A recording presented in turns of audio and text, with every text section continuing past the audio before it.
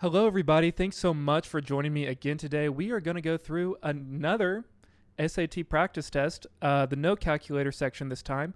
We're using this SAT Premier Prep book by the Princeton Review. And with that, let's head on over to the test. It's on page 886, I believe. And okay, so let's just get started. So again, guys, I'm making a great 10 full-length practice tests, meaning 10 no calculator, 10 calculator sections of the SAT. I'm going to be going through all the problems. I'm going to have the book I'm using linked down in the description, but I did just show it to you. And with that, let's get started. Number 1, which of the following expressions is equivalent to the expression above? Okay, so we're just going to combine like terms. So we have a single x cubed, or an x to the fourth term. We have a single x to the sixth term, so those are going to stay the same. We're going to have 4x to the sixth plus 3x to the fourth.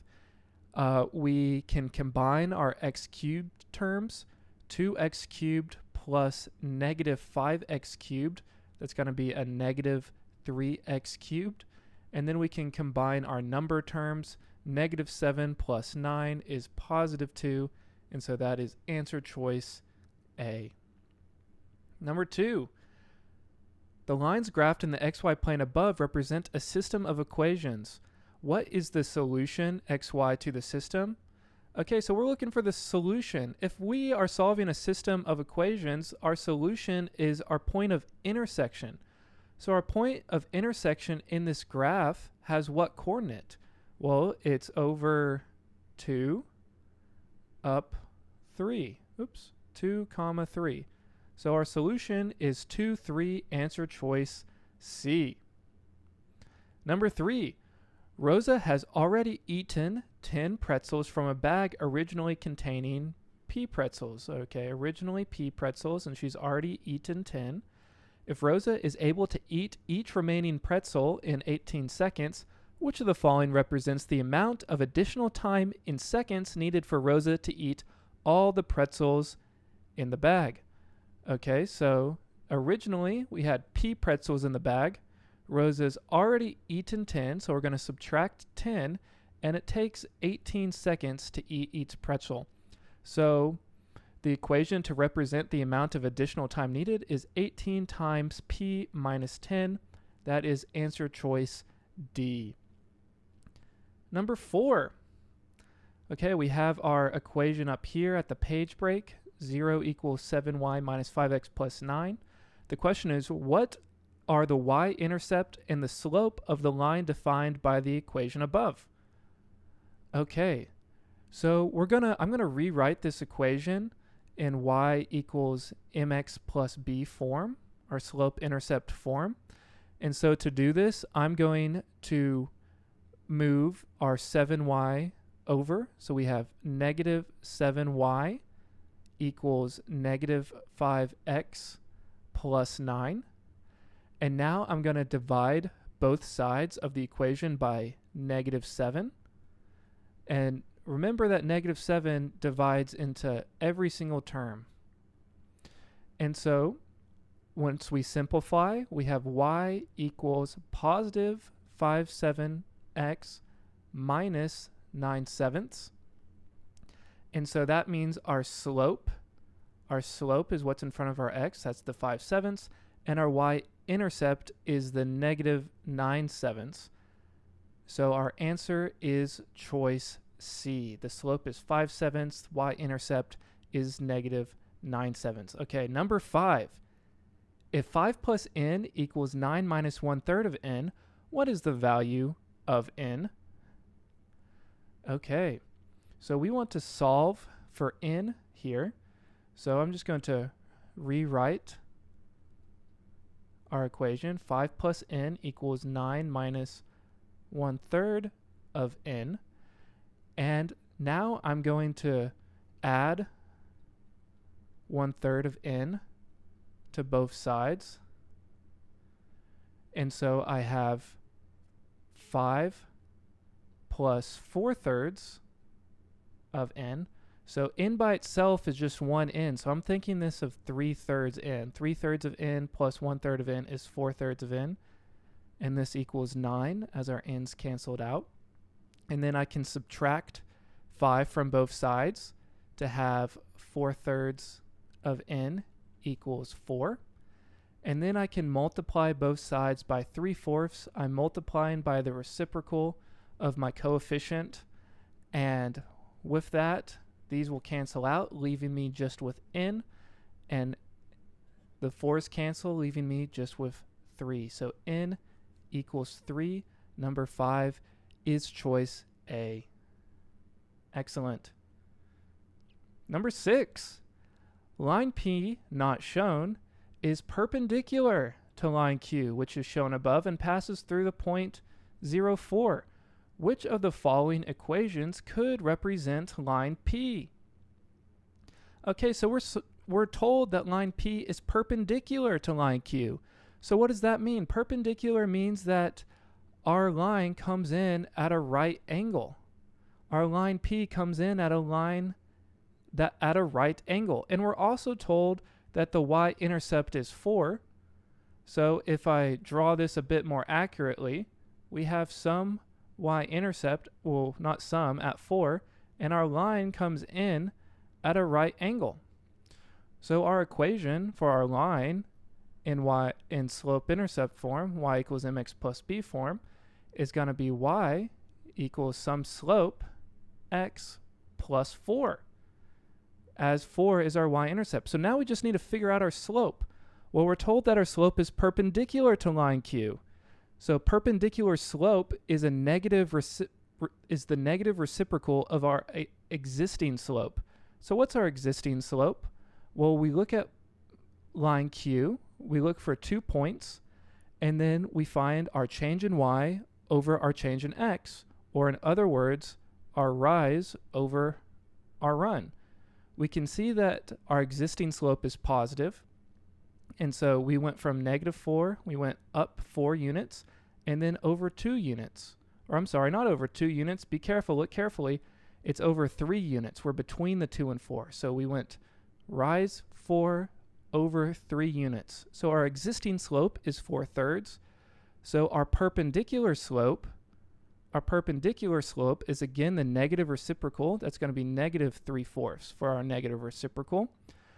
And so the equation of our line P is going to be y equals -3/4 x plus 4. Okay, so which answer choice matches that? It is choice B. Number 6 is answer choice B. Number 7, which complex number is equivalent to the expression above? Okay, this is just like number 1 in that we're just going to be combining like terms. And if we're combining like terms, we have 4 minus 6. Well, that's just -2. And we have 7 minus 2i. 7 minus 2i is positive 5i. Positive 7 minus 2i is positive 5i. So our answer here is choice C. Number 7 is choice C. Number 8, given the equation above, what is the value of n? Okay, whenever we have two things equal to each other, and by things I mean fractions, when we have 2 fractions equal to each other, how do we solve this? Well, we solve this by cross multiplying. So we have 4 times n plus 2, and we're going to set it equal to 5 times n minus 3. 5 times n minus 3. And then we're just going to distribute and solve. So on the left-hand side, we have 4n plus 8. And on the right-hand side, we have 5n minus 15. We're going to subtract 4 from both sides to give us 8 equals n minus 15. And then we're going to add 15 to both sides to give us 23 equals n. So our answer is choice D. Number 9, what is the solution set to the equation 0 equals 3 times a plus 1 squared times a minus 4? What is the solution set? That just means what are all possible solutions? So our equation is already set equal to 0. And I'm going to, our first term is 3a plus 1 squared. I'm just going to write that out, 3a plus 1 again. So here is our full factored out expression, and it's set equal to 0. So what we're going to do is we're going to set each of these three terms individually equal to 0 and solve for a. That way we can see what our full solution set is. So firstly, we have 0 equals 3a plus 1. We solve for a by moving 1 over. So we have negative 1 equals 3a. And so we have negative 1/3 equals a. So this is one solution. Negative 1/3 is one solution. Here for our second term, we notice it's the exact same as our first term. So again, it's going to be negative 1/3. And for our last term, a minus 4, we set it equal to 0. Once again, a minus 4 equals 0. Add 4 to both sides to see that a equals 4. So our full solution set is negative 1/3 and 4. Our answer is choice B. Number 10, already halfway done, guys. This is excellent. What is the solution set to this equation? Okay, so this looks a little bit more daunting, but what I do notice is that our term on the left and our second term on the right-hand side of the equal sign, what do they have in common? They have the same denominator in common. So we want to be sure to add 5 minus m over 7 minus m to both sides. And when we do that, so we're going to add 5 over m, 7 over m to both sides. So on this right-hand side, it will cancel out. And then on the left-hand side, what do we have? Well, we have 2 over 7 minus m plus 5 minus m over 7 minus m. And that's going to equal our 4 over m. Now, because our two terms on our left-hand side have the same denominator, we can simply add our numerators and put it under one common fraction. So 2 plus 5 is 7. And then we have a minus m. So we have 7 minus m in our numerator, and we have 7 minus m in our denominator. And this equals, again, 4m. So from here, we should notice, hey, our numerator and the denominator are the same thing. What does that mean? Well, it means that this whole term is equal to 1. This is equal to 1. So we can simplify this further by saying 1 equals 4 over m. And then we can, of course, multiply both sides by m to say m equals 4. So m equals 4 is our solution. Answer choice D is the answer to number 10. Number 11. Okay, guys, we have officially reached the halfway point now that we finished 10. Give yourself a pat on the back for making it this far. If you're enjoying these videos, if they were helping you reach your score goal for the SAT, give this video a like, hit that subscribe button. I truly appreciate it. It really goes a long way in motivating me to make more content like this for you guys. Okay, number 11. If 3 is a root of the function f of x equals x squared plus 13x plus c, and c is a constant, what's the value of c? Okay, so here we have a couple key points here. We're told that 3 is a root of the function. What's a root of the function? Well, the root of the function is like a solution.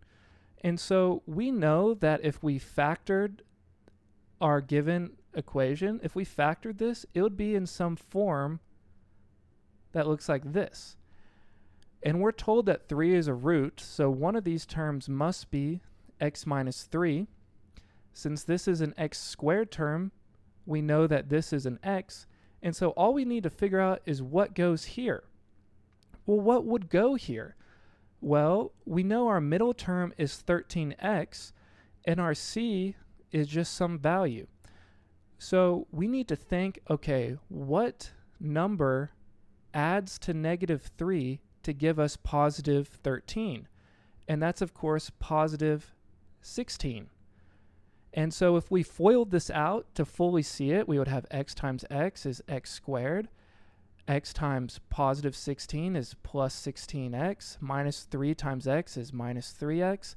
And then negative 3 times 16 is plus 48.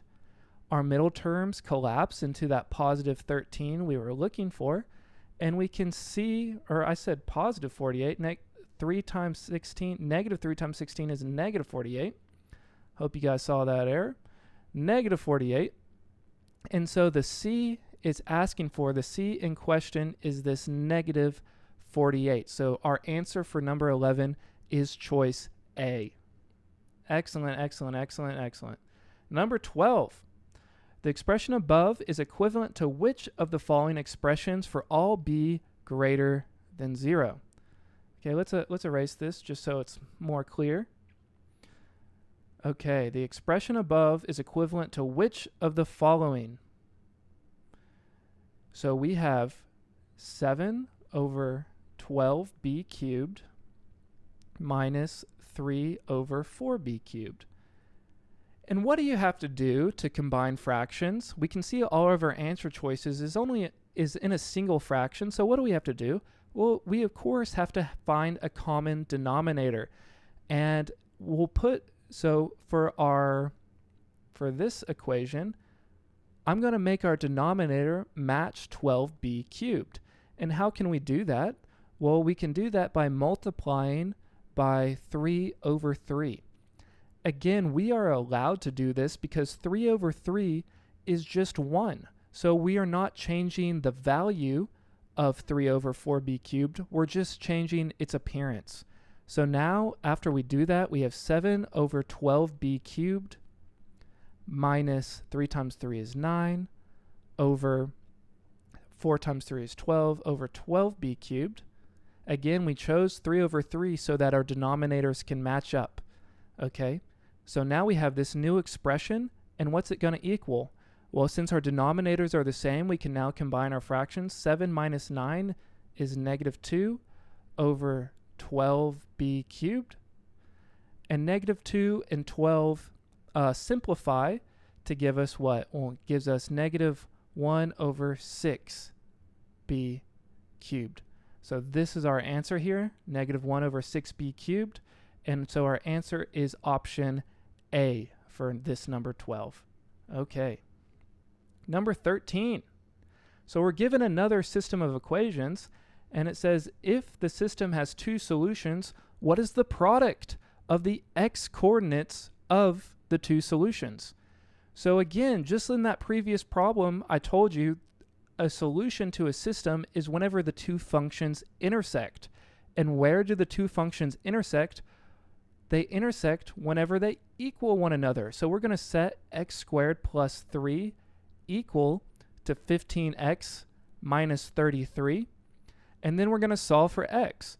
So we can move 15x over. So we have x squared minus 15x. And we can also move 33 over. We can add 33 to both sides, and that will combine with the 3 to give us plus 36. And this is now equal to 0. And now we're simply just going to factor this. What two things multiplied to give you 36 that can sum to negative 15? Well, that's going to be 12 and 3, both of them negative. So we have x minus 12 times an x minus 3. So that's how this function will factor. So we can see that our two solutions are x equals 12 and x equals positive 3. And so what was the question asking for? It was asking for the product of the x coordinates of the two solutions. Well, that's what we just solved for. We solved for the x coordinate of the two solutions. Okay, so 12 times 3 is 36. So number 13 is choice A. Number 14. Okay. Here we have a problem where we are simplifying exponents. This is tricky to some students. Hopefully I can make it easy for you guys. So what we first have here is if we have an exponent on the outside, we can distribute it to what's inside our parentheses. Okay, So, and our negative, just ignore it for now. Because we have a negative and our exponent isn't an even number, that means our answer is also going to be negative. So we can already eliminate choices A and C because they aren't negative. So if you're just doing a blind guess, use that strategy, and then you at least have a 50-50 outcome of choosing the right answer. So I'm just going to ignore the negative, but I know that my answer in the end will be negative. So ignoring the negative, I have 27 to the 3/5 power times A to the 10 times the 3/5 power. So you multiply the 10 and the 3/5 to give you 30 over 5. So this is the 35th power. And that's, of course, 6, but I just want to write out the algebra for you guys. And then we need to know what fractional exponents mean. Okay, fractional exponents, it's easier for me to write it out. A fractional exponent means the numerator is what you're raised to and the denominator is the root. So for 27, this is the 5th root of 27 cubed. This is the 5th root of 27 cubed. And then for A, well, 30 over 5 is 6, so this is just times A to the 6th power. And already, if I'm looking at my answer choices, I know it has to be choice B because my answer has to be negative and A is to the 6th power. So I already know my answer is choice B, but let's go ahead and finish out the algebra so we can see how we can solve the problem. So we have the 5th root of 27 cubed. How can this simplify? Okay, well, I know that 27, another way to express 27 is 3 cubed. Okay, so out to the side, we'll go back here in a moment, but out to the side, I'll do this in a different color. 27 equals 3 cubed. 3 times 3 times 3 is 27. I have 27 to the 3rd power under my radical. So what does that have to equal? Well, that has to equal 3 cubed cubed, which is, of course, 3 to the 9th power as we multiply our exponents. So under this radical, I have the 5th root. I have the 5th root of 3 to the 9. And how can I simplify this? Okay, well, I can break up my 3 to the 9th into two things. I can break it up to be the 5th root of 3 to the 5th times 3 to the 4th. I can break it up this way.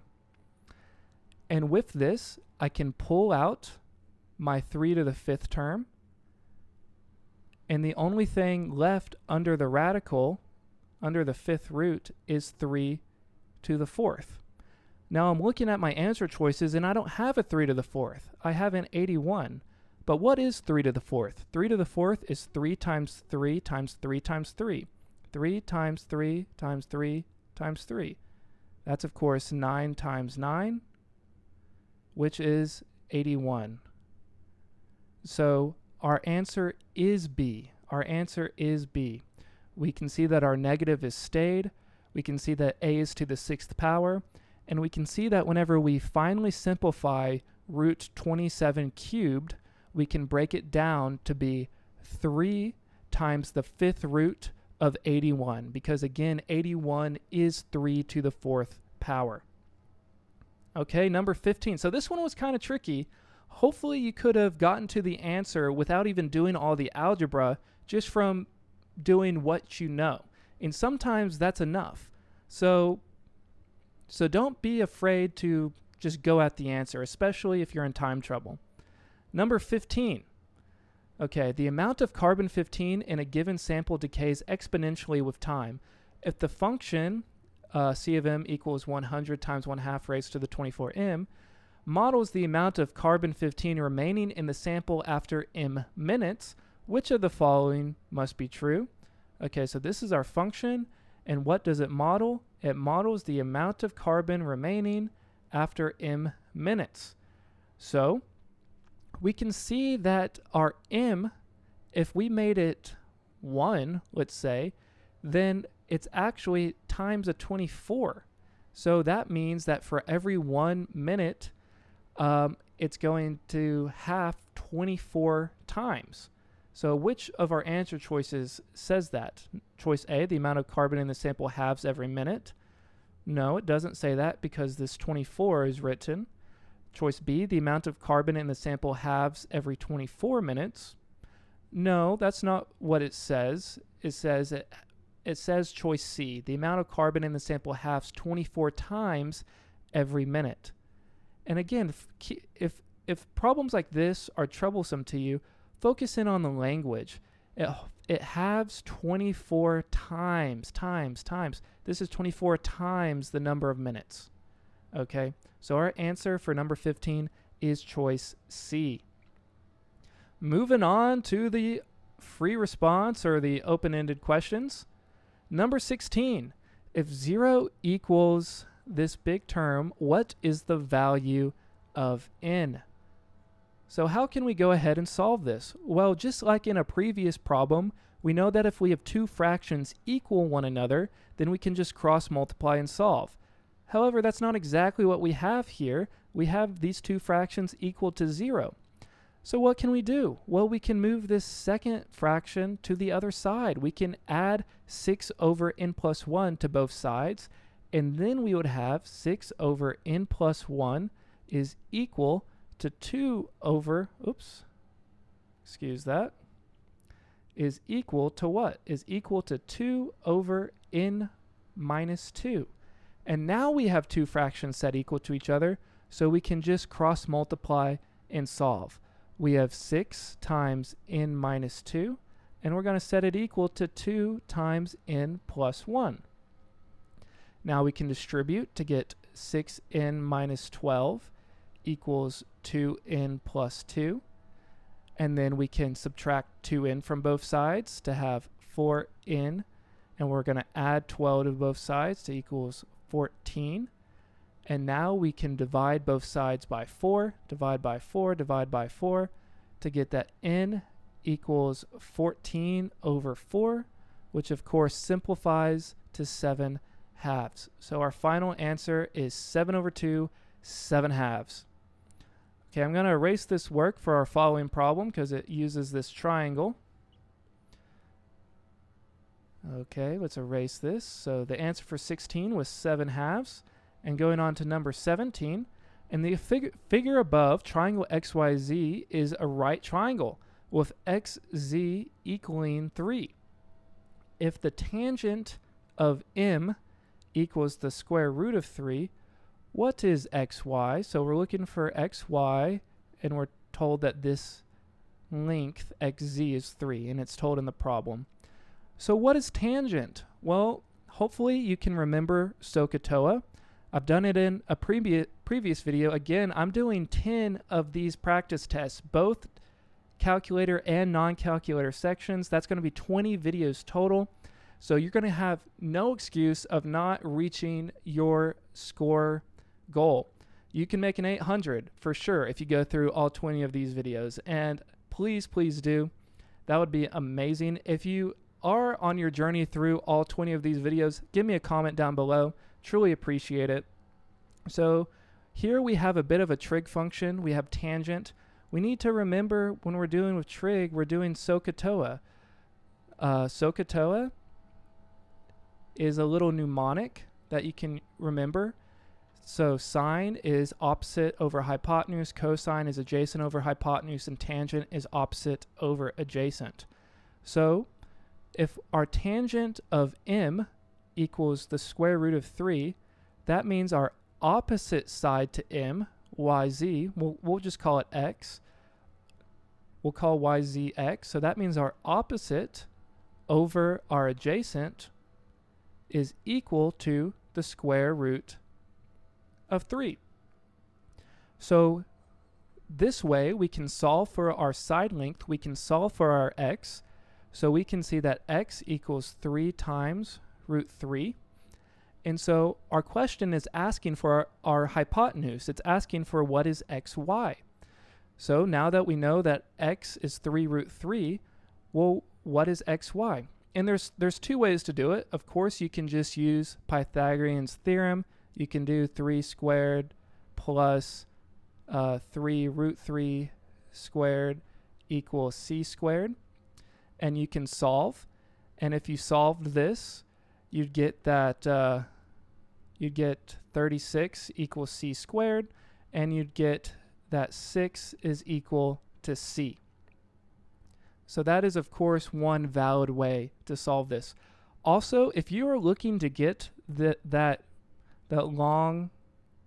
great goal of an 800 score, something you should definitely know about is 30, 60, 90 right triangles. Okay, where one degree is degree measure 30, one is degree measure 60, and the other is 90. And those have, what values do the sides have in that case? It's x root 3, and 2x. And here you can see once we saw that x equals x root 3, it matches up with our 30, 60, 90 triangle. So I immediately knew that my hypotenuse was going to be twice the length of my shortest leg, in this case 3. Now I know 3 looks longer here, but picture's not to scale. 3 root 3 is definitely longer than 3. Okay, so picture's not drawn to scale, but I still know that my hypotenuse is going to be double the length of my shorter leg. So I immediately knew that this was going to be 6. So you should definitely know your 30, 60, 90 triangle. Another great triangle to know is your 45, 45, 90 triangle, where both of these angles are 45 degrees. In that case, you have side lengths x, x, and x root 2. So that's just something worth knowing if you want to solve these problems even quicker. Okay, moving forward, number 18. An angle in the xy plane has a measure of 5 radians. What is the measure of the angle in degrees? Okay, so this is a question that's asking us to convert radians to degrees. And this is a very easy problem if you know how to do it, but if you don't, then it can be challenging. But the most important thing to remember is that a circle, a full circle, can be, a full circle is both 360 degrees, or it can also be expressed as 2 pi radians. Think of the circumference formula. The circumference formula is 2 pi times the radius. That's because in radians, a full circle is 2 pi. So we're told what is the angle measure of 5 pi radians. Well, if 360 degrees is 2 pi, then that means 4 pi would be double it. That would go to what? That would go to 720 degrees. And then we have one more pi to go. Pi is half a circle. That's 180 degrees. So 720 plus 180 degrees is 900. So 5 pi radians in degrees is 900 degrees. So number 18 is 900. Number 19, last 2 questions. Robert is selling televisions at an electronics store. The televisions normally cost $545 each, but are being sold at an 8% discount. What is the minimum number of televisions Robert must sell if he wants to meet his quota of 100K in total sales? All right. So for this problem, it's simple enough. The price of a TV is $545, but at least that's the original cost, but it's sold at an 8% discount. So we're going to multiply this by 92%. And why 92%? That's because that's what we're paying. We're paying 92% of the original value of the TV, given that it's discounted at 8%. And then we want to know how many TVs he must sell to reach his quota. So we're going to then take 100K and divide by this number, and then whatever our output is will be our answer. Now, this is not the calculator section. This is the no calculator section. So we need to do a little bit of math to figure out what this can be. So in terms of figuring out what this is, this looks really dirty. So I want to just find what 8% is on my own and then subtract it from 545. So I know that 10% of 545 is going to be 54.5. And I know that 1% of 545 is 5 plus 45. And so I'm going to add 2% together to get 10.9. And then I'm going to subtract 10.9 from the 10% that we found. And whenever we do that, what's our output? Well, bottom number is bigger, so we borrow. So 15 minus 9 is 6, 3 minus 0 is 3, 5 minus 1 is 4. So an 8% discount is a $43.60 discount. So I'm going to take 545 and subtract 43.60 from it to know what the discounted price of the TV is. So here we're just doing a little bit of subtraction, and we see that the discounted price for the TV is going to be $501.40. Lastly, we're going to take 100K and we want to divide by this $501.40. Now this looks really nasty. No one wants to divide this. So I'm actually not going to divide it. What I'm going to do is I'm going to divide by something really close to it. I'm going to divide by 500. And if we divide by 500, we can cut off these zeros and we can see 200. So 500 divided by 100K is 200. And so next, I want to make sure that I'm not off by one. Does he need to sell 200 TVs, or would it be 199 TVs because each TV actually cost a tiny bit more? So that's the question I'm going to ask myself. And so what I'm going to do is I'm going to take the price of the TV, 501.4, and I want to multiply this by the 200 and see what this value is. 2 times 4 is 8. 2 times 1 is 2. 2 times 0 is 0. 2 times 5 is 10.